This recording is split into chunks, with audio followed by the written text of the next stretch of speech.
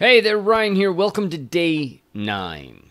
And this is a little bit of a redo because I was a little rushed when I did day 9. So I want to be very clear here and give you a path, a solid path, right? And this is one of the difficult things in training is defining the solid path that's reproducible and it all makes sense. That's kind of the thing I love to do. So in day 9 here, we're going to take a look at what we've done inside of Substance here. And we're going to go for the basic, just the basic kind of quality. So we're not going to do the eyebrows. Let's turn those off. We're not going to do the other eyebrows. We're not going to do any stubble. We're not going to do peach fuzz. We're not going to do any eyelashes. We're not going to do the eye shields. All right, those make a difference. Doesn't he look a little bit more surprised now? What? Okay, we're not going to do the little caruncula stuff on the side. And let's turn the eyes themselves off. These are Pete Zoppy eyes, but we'll go through that at another point in time. And what we want to do here is look at how we get a result like this. You know, along these lines. Let's take a look at the skin over here.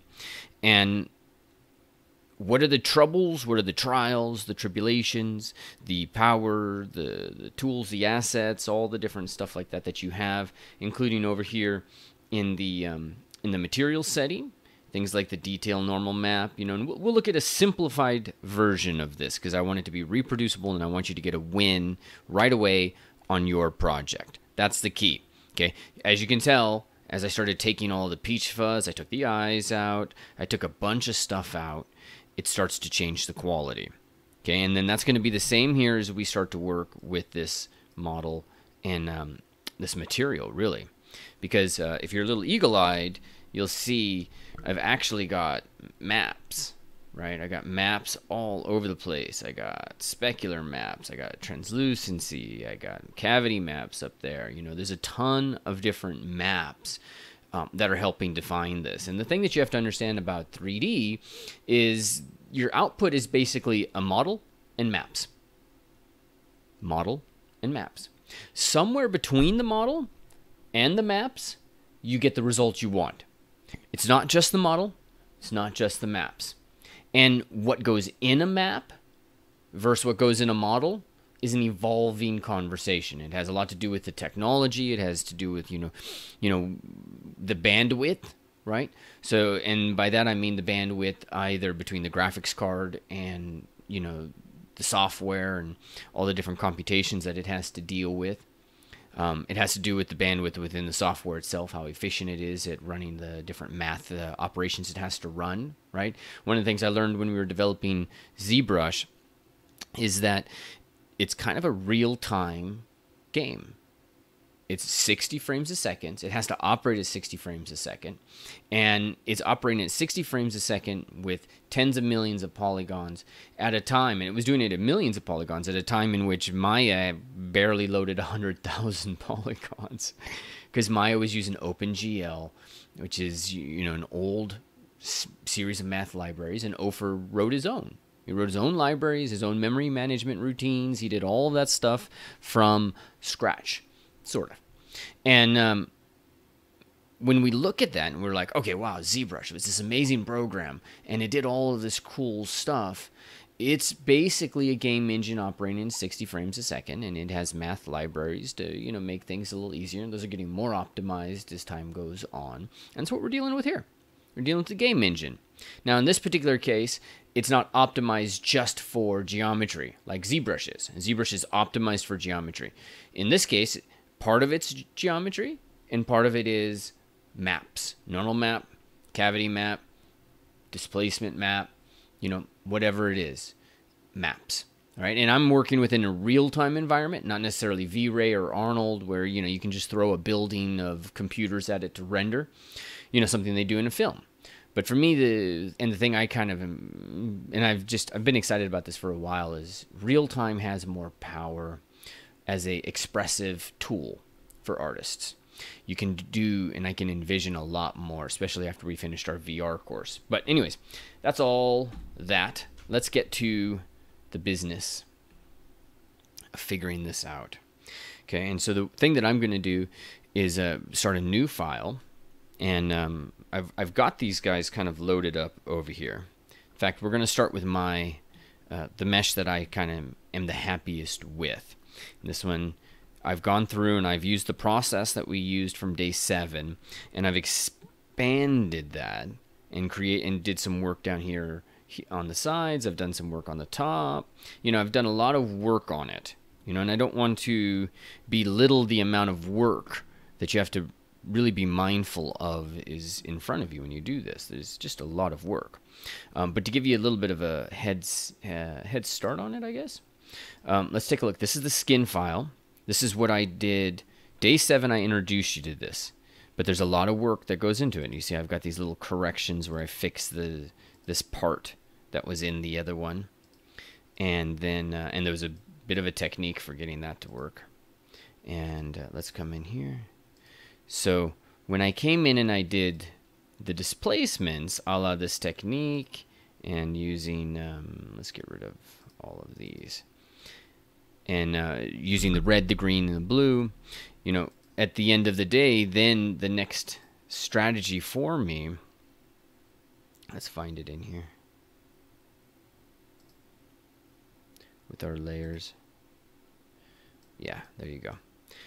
Is to go in and start to manually sculpt all of the details down here.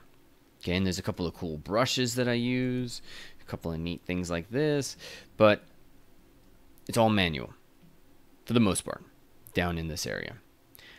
Let's skip all of that. We're going to just get ourselves here. This is the model that I like. This is all the sculpting that I want, and I've got 12 days to help you get somewhere. So day 9, which is what this is, we're gonna get ourselves into Marmoset, and we're gonna get as close to a win like this as we can. Deal? You ready? You ready to get into Marmoset and start to see how this works? All right. Keep in mind, we need our maps. We need our model. Let's get in and start making that happen. So first thing, I'm going to export the high resolution. Okay, it's really important. So we're going to export this, and I'll call this Mentorship High. And we'll let it run. Do, do, do, do, do, do, do,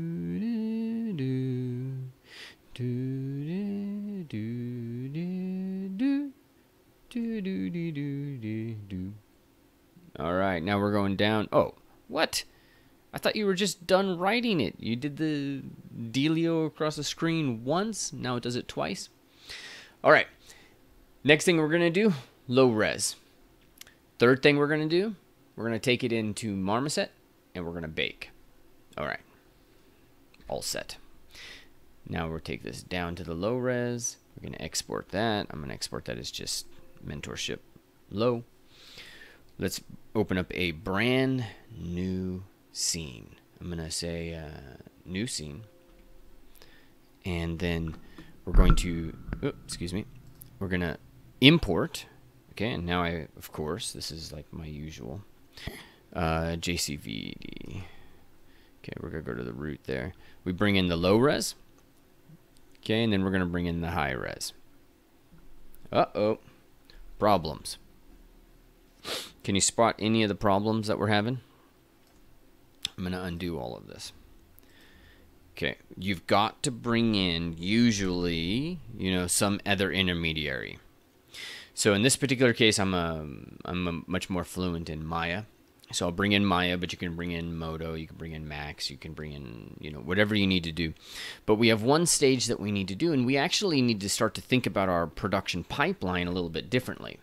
Because ZBrush is something that plugs into the pipeline.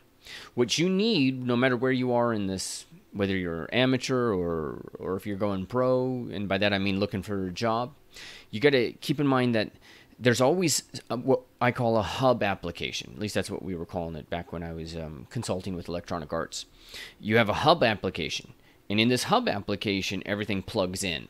So ZBrush plugs in, and also in this hub application, it has an output, right? And so what people will do is they'll custom write tools for Maya or custom write tools for Max that will then, you just press a button and it says, hey, it'll build the Unreal scene, or it'll set up the V-Ray render, and then it'll go into the render queue, and it'll communicate with all the other different servers and, you know, any management tools that they've built for it there.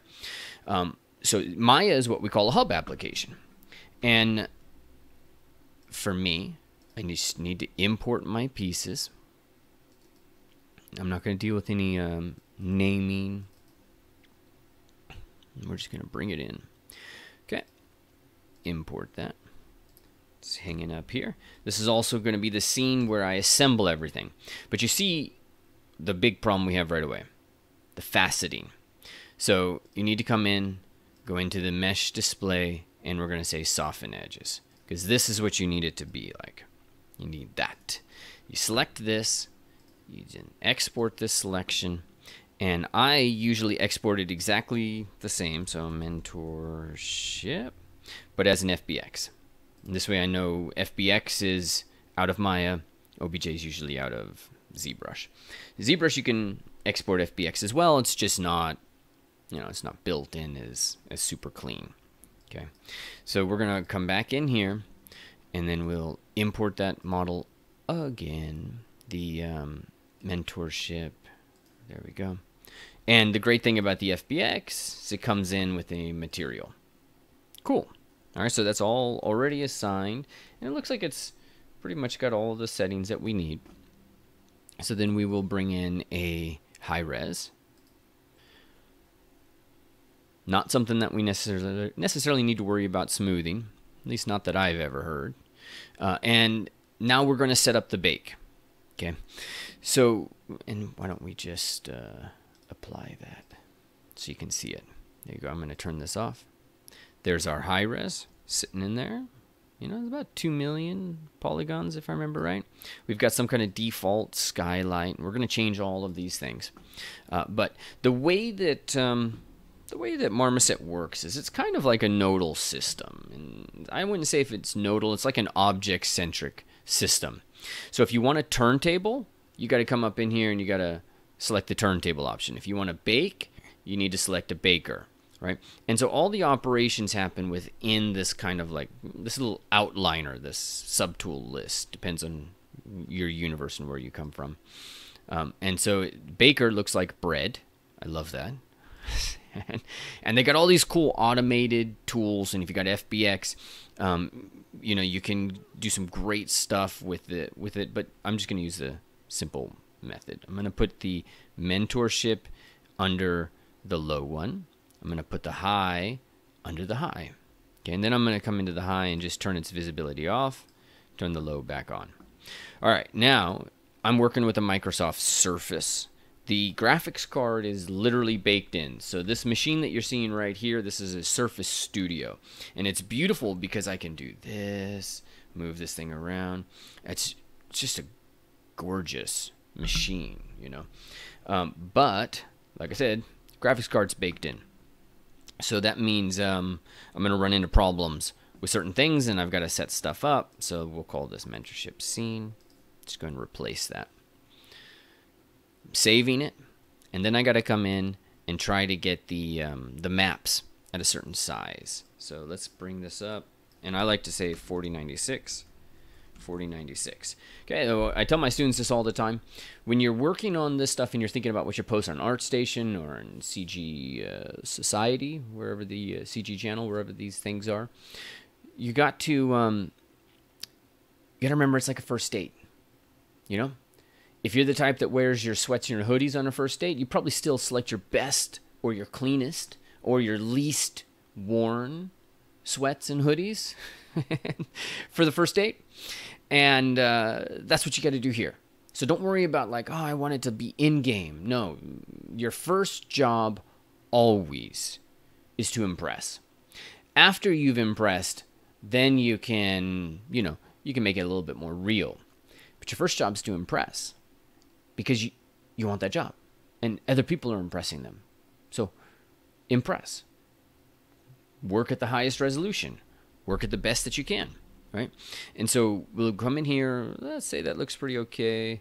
My bake should work. I shouldn't need to adjust that. Save it one more time, just because I'm kind of that nervous type. And then we'll bake this. All right, now it's already exhibited instability, so we may very well get a little note up here that says, hey, I've crashed. But we'll let it do its thing and get back to us. And did it work? Oh, man. All right. Oh, it worked. It worked, but because of this, I didn't turn something else on. All right, we only baked the normals. So I'm going to now bake a curvature, and I don't need the normals anymore. And I'm going to just bake them one at a time. Da da da da da da da. Okay, I'm going to turn curvature off. And the ambient occlusion is the one that was giving me trouble before, so there you go. Even gives you a nice little note. It's like, hey, I'm doing something. Yes. And you're like, I know you're doing something. Just do your damn job, man. Marmoset is literally, I mean, this what I'm using right here, this is like child's play. It's literally one of the best bakers out there. I don't know about its paninis. I don't know about its baguettes. I don't know about any of that. I just know in terms of generating maps, this is what me and my students, this is what we use, you know, a lot. We'll use Substance because it's a fantastic baker as well. But they've got Skew. They've got 100 different, not 100. They've just got a lot of different things in here that make it really cool, really powerful. All right. I love it. We just got to let it bake the ambient occlusion. Now, big deal here is the ambient occlusions. Well, we'll just bake it. We'll let it do its thing. Okay. Doody, doody, doody, doo. Is he saying duty? My daughter would like have a heart attack right now. You're saying duty, like Wreck-It Ralph. Until they got to Wreck-It Ralph's the internet. My daughter loved it. I was 100% sold. What do you think? Were you sold? Did you enjoy it? There's our action shot. What? Screw you. Okay, Marmoset. So this one we can generate at a lower resolution. It'll work just fine. So we're going to load that up. Mentorship scene. And let's select our bake. We'll go into our ambient occlusion. And I'm going to switch over here because that mic's probably in your way. And now we can switch this to 2048. And it'll work just fine. So just the ambient occlusion. Bake it out. It's going to work a little faster. And then we'll go from there. The most important thing is that I think you'll see is what I really want to demonstrate today is that curvature is what you want. But, you know, these are our starting points. And what I want to impress upon you as we do this is these are your starting points. Okay. And the other thing to impress upon you is that this is not just some like how do I say it? This is not a linear solution. I don't want you to be thinking that, hey, okay, I need this map, and this is the map that's supposed to go there, and this map's supposed to go there, okay? That level of thinking is all at a much higher pay grade, okay? These are programmers that are taking energy, or light, I should say, taking and saying where it hits, and then deciding how efficient or energy efficient the, what's the coefficient for that light, for that ray, and then what color is it going to be, and how's it going to bounce? These, you know, this isn't what we're worried about. What we're worried about as artists is how to get a result. We have a model, we have maps, and we have software. Somewhere there, the software has a bunch of features, the maps have a bunch of features. Somewhere in and amongst there is going to be a solution that works for us. And when you go out there and you look at artists and the work, you're looking at it, and you're like, oh, that's a really cool way. But it's not the way. There is no one way right now. You know, if you were to talk to the guys, and I've talked to the guys that develop Marmoset, there's not one way. They're not designing it to be one way. Because if you do that, you design it for one way and one usage scenario, and that's a problem. Because then somebody else is going to. It's like in ZBrush, like when we were developing ZBrush, I used to tell people about, when I was there helping with it, I used to talk a lot about circularity. There was the geometry. Then geometry can become masks, and geometry can become poly painting, right? And poly painting then become masks, and the mask can then become geometry. So everything there's a circularity. Everything can be everything, sort of, right? So we've got our maps, we've got all our stuff. Now we just got to set things up. So the basic material is here. I'm going to come in, and we're using just a normals, not the detail normal that you saw me, because I'm not going to go over the detail, the tileableness of it. So we come in here and we're going to select bake normal. There you go. Looks pretty good, I think. And it's 4K, so really good. Okay, now we've got our micro surface. This might be set to roughness. I like to set it to gloss. And inside of gloss, I like to set it to curve. Pretty much kills it.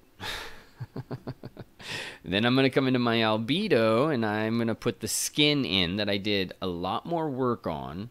A lot more work than you saw me do yesterday. Okay, and it's already starting to look like crap, so you can press shift and you can move the light around, and then at this point I'm kind of like, it doesn't look good. But here's the deal. As you're going through this process, you need to keep in mind that part of it is you, part of it is the software, part of it's the maps. Okay, you're only 1/3 of this, so don't start doubting yourself yet. Okay, let's come into our reflectivity, and if this is set to metalness, set it to specular. Then we're going to come in and let's go up to JCVD, and we'll select the curve. Okay, there you go. We can dial that in. It's going to be a little, like, it's just wherever these, well, here, let's take a look at the curvature. Okay, I'm going to bring in the AO, the curve, and the normal. The curve 2 is one that I built another time. So let's update that, update that. Okay, they were already loaded. There's our beautiful normal map. There's our beautiful ambient occlusion. And ambient occlusion is designed to be soft, so a smaller size map is actually totally fine. There's no issue with that. Curvature, not so much. It's supposed to be, you know, a lot of detail in there. So 4K is really important. Let's just confirm that this one is at 4K, and it is. Okay, and so this is good, but what I like to do is come in and really just create a black and a white version. I like to just get that as black and white as possible. And there you go. And if you're smart, this is something that you will do as an adjustment layer. So I'm going to come in here and I'm going to go to adjustment layer and repeat that.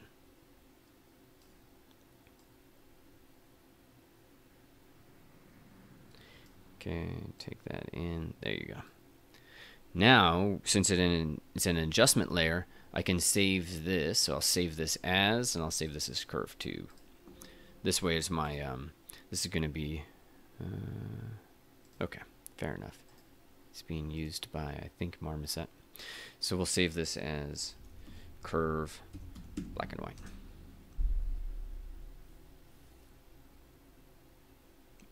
All right, all saved. We've got our curve, and now we got a really strong, just black and white. So why don't we try that one real quick?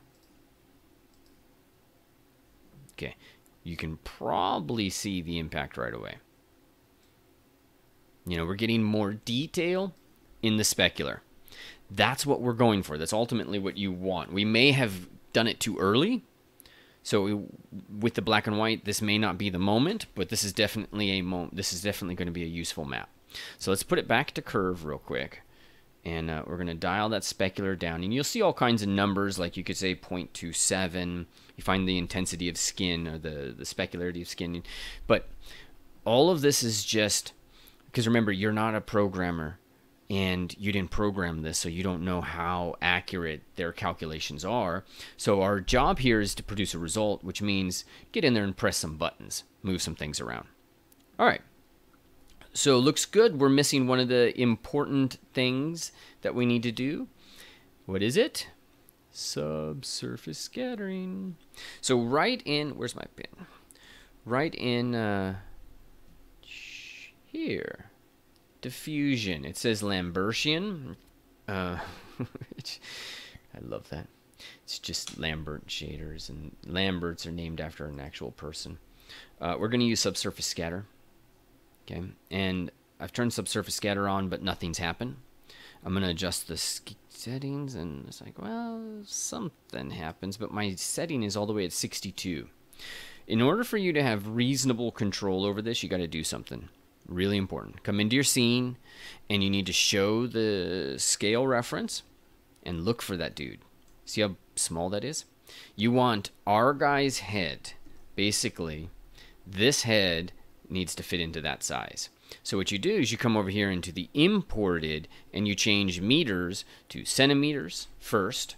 That's your first best logical option. That doesn't work. If you zoom out, now we have the opposite situation. This head is too big. So then we come in and we say, go all English on it. And inches. Inches looks good. So kill the show reference, and then bring this back in. And now you'll notice subsurface scattering is happening at 6. Okay, so the way that I like to work this is, number one, get rid of the albedo. That's kind of key. And you want to kind of zoom in, and you just want to pay attention to this number. And your goal, because this slider's, you know, I'm not exactly happy with how these sliders work, but it's not, you just want to kind of get it. It goes between 0.5 and 5 super fast. 0.5 and 1, I mean. We just want it to be kind of barely there. And if you want, you can take your intensity, you can take your specular, the reflectivity, which is set to specular, down to 0. And we just look here. And we're looking at this, just at this basic material. And we're looking to say, when does it soften? Okay, and that's too much. In some cases, you can come into this, and what is that color? It's about right there. You could drag that all the way. Let's do this, because the microphone's in the way. You can drag that all the way. Just trying to remember exactly, roughly where it is. And let's go all the way to this red. And use that sometimes to help you know, when you need to turn it. When do you start to see that redness come in? And then when is it too much? So at 1.75, I've lost all my detail, right? And remember, one of the things that I was telling you before is that it might look crazy here and deep, but then you get in here and it's like all that detail is going away. And that's what subsurface scattering is all about. But if we come in here to 0.3, it's still a little much. So somewhere right in around 0.8 or so is when I see the red kind of fill in the crevices, but still maintain some detail. So we'll set that at about 0.8, I think. All right, I'm going to set my color back. I mean, I kind of like that red, but we'll give it a little more saturation. And the other thing to keep in mind about this is that this isn't the only way that we get that effect. There we go. You don't want it to look too... You want it to smooth out. All right, there we go. Now, let's turn the albedo on. There you go. Now, of course, the problem we have is the lighting sucks. Right? Now, there's a couple of ways that you can solve the lighting, and we've established the basic foundation here. Now, I'm still keeping the intensity of the specularity off down here. So we've essentially only got normal map. And let's be really clear about this. We got normal map, we got a gloss, and we've got the albedo, and we've set this up. That's all we've done. 1, 2, 3, 4 things. Okay, we've turned off our specularity for the most part. Now, before we get into the specularity, one of the things I like to do is go in and set the lights. For the lights, we're going to have to come over here and we're going to take a look at the sky. When we take a look at the sky, we need to make a decision. Do we want to do HDRI or do we want to do our own lights? I kind of like my own lights. Let's come in here into presets. And if you like these, you can come in and say... Let's do museum. No, let's do indoor fluorescent. Yeah. Okay, and hit done. And then I like to come in here into the mode down here at the bottom, and I'll change it to color, just so it's like a flat color in the background. You can change the color there. Okay, now we can press shift and move the light around. It's cool. You know, we're going to be able to make it work. One of the things I can do better is I can press inside. So you see in the image of the HDRI, I can actually press there. And then I get a light here in the kind of outliner. And I can increase the width and, you know, make some adjustments there. It gives me a little bit more nuanced control. But I kind of like lights. And so I'm going to come in here and just create a couple of lights because it creates them all in different places. Dun, dun, dun. It creates them where the camera is. Idiot. All right, let's kill that. It's like, why is it doing that? Ryan, you know this. There, cancel that. Voila. Okay, now I'm going to come in here and look at it from there, and I'm going to say fill, and then I'm going to come into the back and a little bit above. Maybe a little close, and then go in there. All right, great. All right, now we've got our 3 lights, and we need to do a couple of things to each light. Our first light, we're going to increase the distance because we want this thing to be very powerful, very uniform, and then we're going to set the width. So I set the width to everything, and what the width does, you can see it here. See how there's a sharp shadow right there? And the graph, let's see, what happened to my drawing? The graphics of this is that as the light comes down, if you've got one single super tight source of light, and then as it's coming down and capturing an object and capturing the, you know, the ray, it's all right there. But if you have lots of light coming down, hitting this, then as it hits the shadow, it hits in multiple places and it comes in and it erodes the edges, and there's all kinds of cool stuff that kind of happens. Looks like my pin died. So I always add width because you're going to get nicer shadows. And that's really what we're doing, is we're managing the shadows here. So we can set our width at 1. You can see everything just goes away. See if distance does anything. No, distance doesn't do anything. Just brightness do everything. Yeah, sort of, right? So there we go. And I'm going to take this width down. Yeah, that's kind of nice. I like that. All right. There's going to be a lot of factors involved in this, and keep in mind I have no specularity yet. Specularity is something I really want to spend time developing. So we're going to come into 2, increase our distance, and look at that. That's a little bright, Ryan. That's a little dark, Ryan. You see how the numbers, like as you go from 0.1 to 1, they get very sensitive. Okay, let's make the about like that, little orange. Let's make our main light a little skyish. So we're gonna give it a little green, little blue. Sorry, not green. There's no Kelvin temperatures here like there would be in Arnold or V-Ray. But we'll make do. Okay, I'm going to open up the spot, which is also going to change that shadow a little bit. And then we'll come in here, and we will increase the brightness. There we go.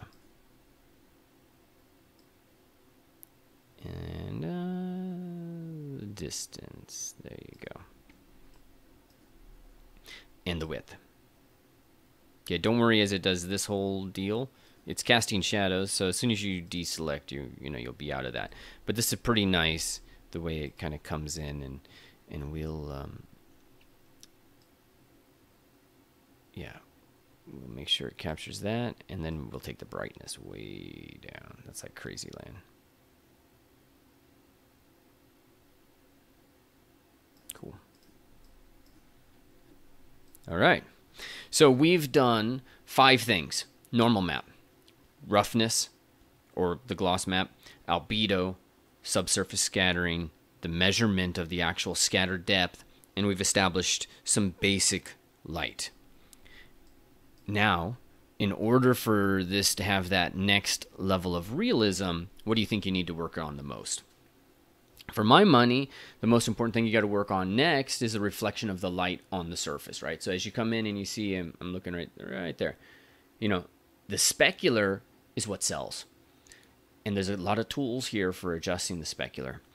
If your model looks chalky, or if it looks, you know, like it's like snake skin, it's all coming down to either too much specular or the absence of specular. All right, this diffuse thing that we have going on here with subsurface is really cool, very powerful, but the true power of this is going to come in when we go in and with the specular, we get that setting just right. You know, that's going to be the most important thing for me. All right, let's load that in. I wonder if I want to adjust the camera. No, let's just keep moving forward. Okay, so we're going to come in here. We're going to start, we've got our map, right? And this is just a normal curvature map. We're going to add some specular.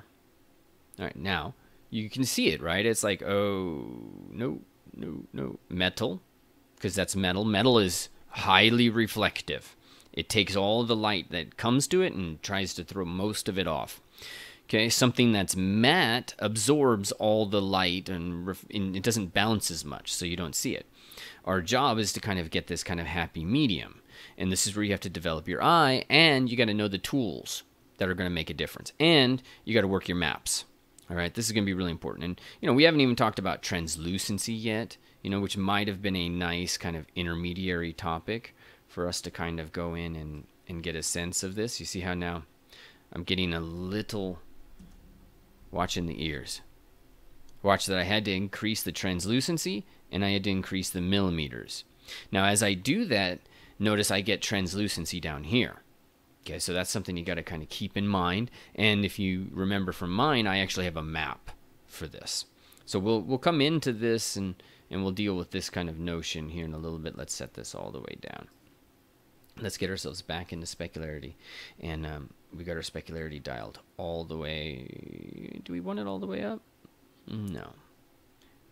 We're going to dial that down to like about 0.13, something of that nature. See, we can get rid of it here, but we're not going to worry about those things yet. Those are all things that we do. We basically go in and we adjust the maps to make this work. This is just the default bake on the conversation. Next thing I'm going to do is come in here and I'm going to select a secondary reflection and a GGX, and we're going to go and take the secondary intensity. The way that I've liked to see this is you take the secondary intensity and you take this one up to about 0.25, something like that, and then you take the gloss down. And I'm not a fan of that Fresnel. Some people are, but I like to kill it. All right, and then I'm going to lower my intensity. There we go. Secondary gloss, increase my secondary intensity. Just adds this extra little crispiness to the conversation. Okay, there we go. Very wet. Very. All right, so what can we do now? Can we go in and try this this really hardcore bake that we have? You gotta, every time you change it, you gotta come back in and do this. Maybe, but I don't know. Still kind of very wet. So I'm gonna come back and put this in the bake. Set that back down to about 0.1. I'm gonna set my secondary intensity about 0.2. Maybe even lower. Let's take it all the way down. There you go. 0.2. And here's the thing that I really love. Come into the occlusion. Let's go and create an occlusion node. Scale, or scroll down, that's the word. Okay, we do have an ambient occlusion map, so you can load that. And go back and forth to see how important that's going to kind of be for you. But we want is right here in this cavity. And we want our black and white. That's what we're going to really want. This is cool. Right off the bat, it's like, it looks like this guy is dead. I don't know if that's cool. So I'm going to come into the diffuse cavity, take that all the way down. And then maybe bring it up a little bit. Not a lot, because you can see it darkens and dirties everything. So I don't like to do a ton of that. But it's in the specular that we need to really work this.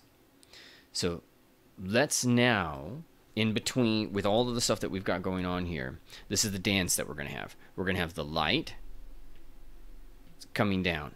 How much light, how broad, all that stuff. And by that I mean width.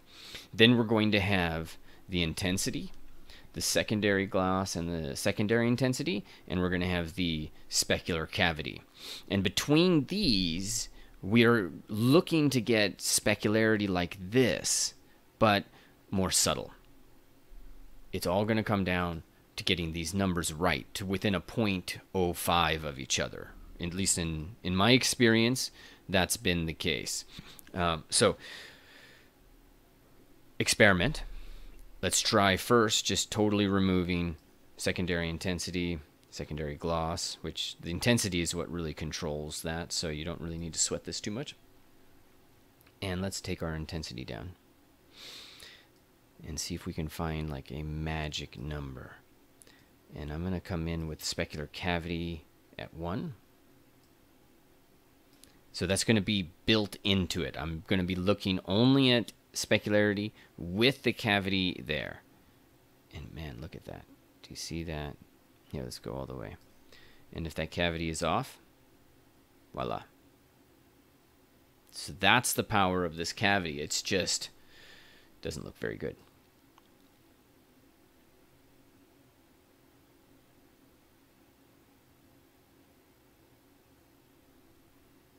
Okay. That little bit of wetness does it for me. It's probably, you know, this is something I'd spend a lot of time on. A lot more time than I'm going to spend here with you right now, because this is kind of like just something that we work on. And it looks good from one view, and then you got to adjust it from another, because here you can see the fake, right? And you know, remember, this is real time. So we're not trying to make it 100% physically accurate. We're trying to, and this is the way games work, you're trying to dance between the light coming in and the settings that are telling this to do this, and then the optimization that you had to make, you know, because of different polygon, because of draw calls or just limits in the memory, all that good stuff. So now I've got this, and it looks, I like it, at least as for the first 5 minutes. Now I'm going to come in and I'm going to see what happens if I add some secondary reflectivity in here. And how can I push this? So if I come in with this secondary intensity all the way, and that's the way I work this. I'm going to go back and forth and see what does it do. So secondary gloss tightens it. You take that secondary gloss all the way down, it becomes a little bit more broad. And that's kind of what I'm looking for, because I've got a super tight specularity there. Now I'm looking to see if anything can give me a little bit more breadth and width to the conversation. You can take these all the way up and see what does horizon occlusion do. And, you know, in these instances, I'm very much clever monkey. I'm just what works. Banging on the pots, hoping that it doesn't sound like crap. Right there.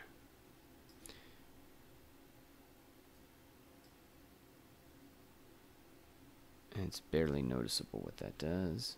And then let's turn it 0.13. Yeah. It's hard to see exactly what it does, but it just fills it out this tiny bit more, especially as we move this around. So I have my secondary intensity. I'm going to try 0.2. Yeah, I like that. Okay, very small. Very small. And all of these are being previewed with the specular cavity kind of on there. Like, this looks really nice, specular cavities off, take that all the way up. And it's this little tiny bit. And in fact, we could we don't need to go 100%. We could just do a little bit like that. Say 0.7. Yeah. Cool.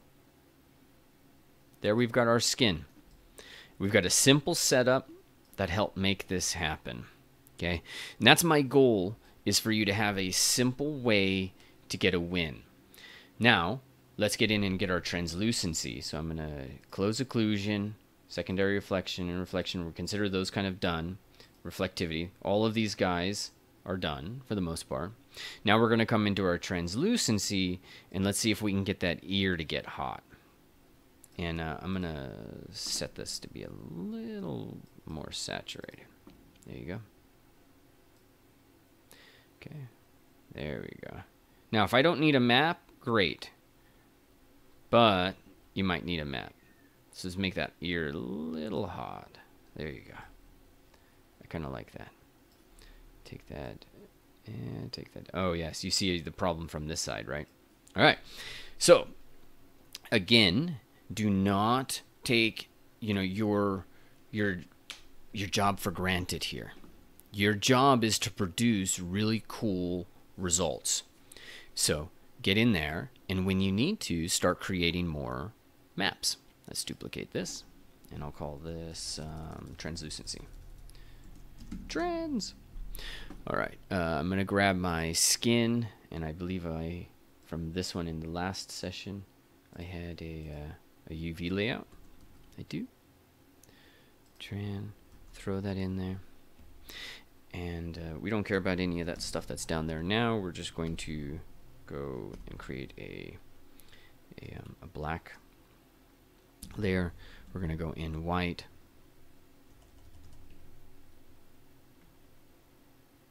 And let's... Okay, and we'll just get a little bit of this area with some translucency. And the rest of that we don't care about. Whoops.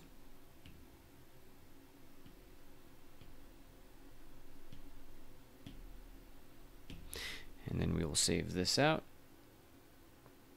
Yeah, we haven't saved it. There we go. You can remove those layers, save on size and all that stuff. But we're going to come into our translucency area. We'll bring in our translucency map in there. And then now it's all gone. It's all gone from the nose and any of that area, and it's only going to be in the ears. That's what we want. You want some level of control like that.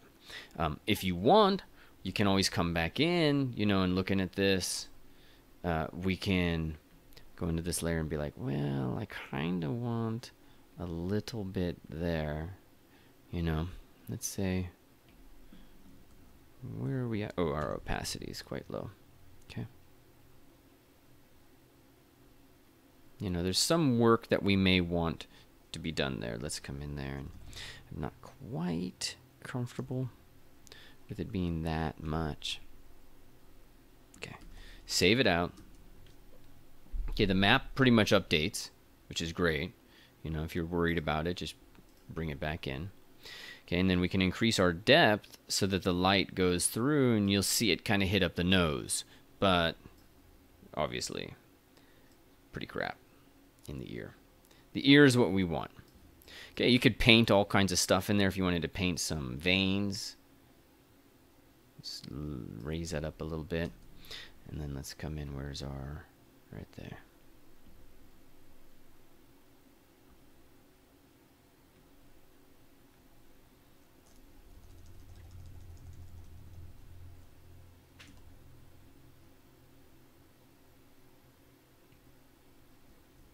Let's just see what that does. I'm not exactly sure which ear that is.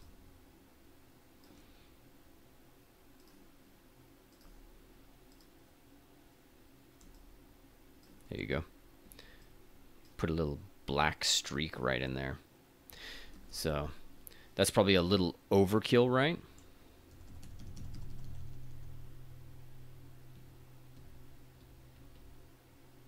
And then we can kind of make it thin and thick in different areas, right?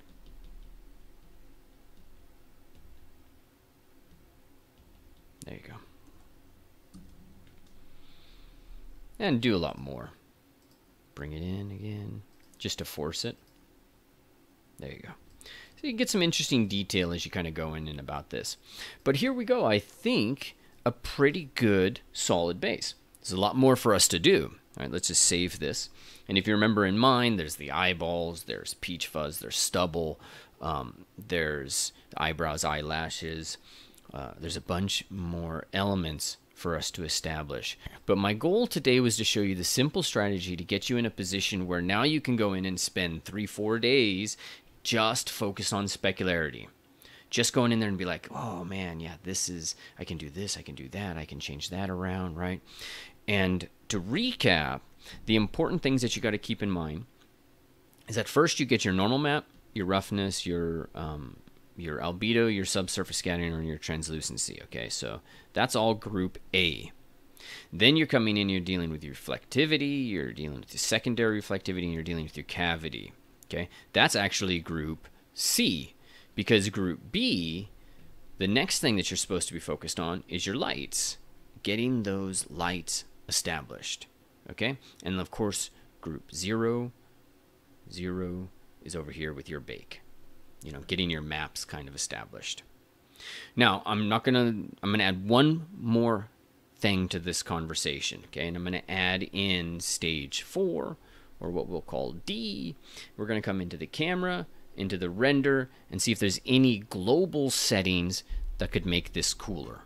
So we'll come in one to the camera, and right off the bat, one of the things you'll notice is field of view. It's looking like it's a 45mm camera. I'm going to set that to 85. Sorry, I don't want field of view to be 85. I want the millimeter to be 85. There you go. Now 85 is going to be a more professional lens, and that's why that's important, because when people look at these images, they're associating them with other images, and we see images all the time. A professional photographer will take things with a longer lens to minimize distortion. On your iPhone or your Samsung, you're using usually a smaller lens. It kind of auto adapts, but it's not 85. And so if we want it to be informal, we go down. If we want it to be more formal, we go higher up. Okay, that's kind of, because that way we get this association. People, it's all subconscious, but it happens. So right now I feel more comfortable with this image. Okay, that's one thing that we adjust. Then you can come in and you can choose your depth of field if you want to. We're not going to sweat that too much right now. The thing I love is to come into tone mapping. So right here in post effects, it's linear. I like to just come in and try these different ones. Look at that. And then I'll go in and I'll adjust the lights accordingly. But oh, look at that. That's beautiful. You know, but obviously way too much saturation. So let's go into this one. Oh yeah, look at that. Whew. But you got to get into your lights now, and you got to readjust. And the only way you're going to get those effects is in that tone mapping. So don't underestimate those. And they have a way, it's basically a way in which the light is behaving. So don't discount it. Okay, I'm also going to put contact refinement on there. So it doesn't, it's just going to add the glow. It's a nice little cool feature. And then let's go into light 2. Let's put contact refinement on for that one too. Not noticeable. So if it's not noticeable, I'm not going to turn it on. Contact refinement here. It's kind of nice, but I'm going to have to, well, it's just hardening that shadow. There we go. No, let's turn contact refinement off for now. There. That width does a lot for determining how this is actually looking. Okay. Beautiful. Whew, I love the way that's working. All right, let's get back. That's our camera. So we've got some tone mapping on there. You can put some bloom, you know. It's kind of neat. You can adjust the size, make it look a little dreamy, get a little bit more detail. Let's go about right there. And then I'm going to take that down and just add a little bit there. Just so that the skin kind of illuminates itself. Sometimes it's, maybe strength, sharpening. Get some more detail. Like, there you go. Ooh, look at that. That's going to help with our specularity. Okay. Anything else we want to adjust? You could come in with the focus. I think that's pretty okay. Let's increase the focus here. Just make it real crazy land. And then you middle click on what you want to be in focus.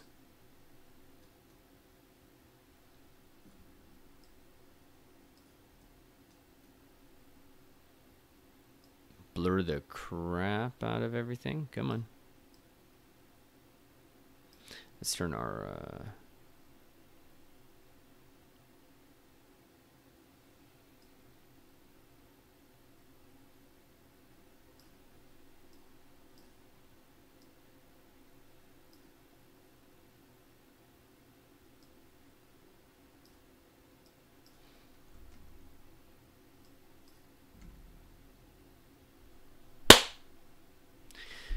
Let's turn it on.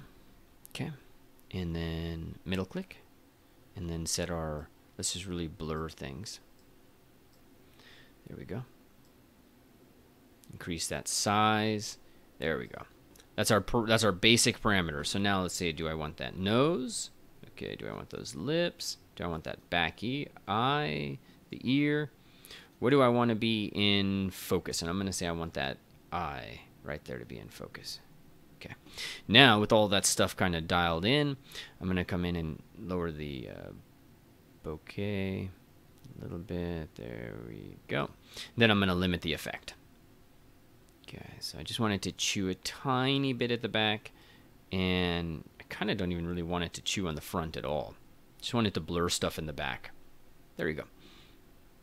Now, we're going to turn this on and off. It's definitely something that's going to be a bit of a problem. As you move this thing around and in the early stages, that's kind of what we're doing, right? Now, the other thing we're going to do is come into the render, and you can come in and do things like local reflection. This sometimes helps, but we're a little early on there not having eyes or anything like that before we get into that. But GI, I keep wanting to say GAI. Okay, GI isn't necessarily real ray tracing, all 1,000, whatnot. But what it does is it creates this kind of this self-illumination. That's the way to think about it. And so we could play with this. I think we'll leave this on. Secondary bounces. Biggest issue we got to deal with is take that brightness all the way down. And then bring it back up until we get to just the stage at which it starts to brighten itself. We don't want it to be like, whoa, I'm on fire. Fire, fire. We just want a little love. There you go. And you're really just looking at the shadows. Yeah. I keep mine like at 0.2. Somewhere really low. All right, there we go. Turn ambient occlusion on. Okay, we can take our occlusion size, take your occlusion strength. No, let's just leave it there. I'm not going to sweat this right now. We're not going to mess with that. The last thing I want you to do, and for you to explore, is you turning on high DPI, or for better in this viewport renders, you come into resolution and you go double. Now, this is going to give you better on the post effects and all of that different stuff, but it's going to slow your computer down. So let's turn high DPI on. We're going to put the double on. We're going to go capture and capture image and open. There you go. That is going to be your very first render. A lot of stuff is dependent upon this, but I hope what you got out of this, and the most important thing, was just seeing your process to a win. Okay, and specifically seeing it in different stages in terms of bake. Then once you got your bake, create your basic normal map and, you know, set up your subsurface, your basic settings there. Then go and create your lights. Really important. Then come back, once you got your lights, create your specularity.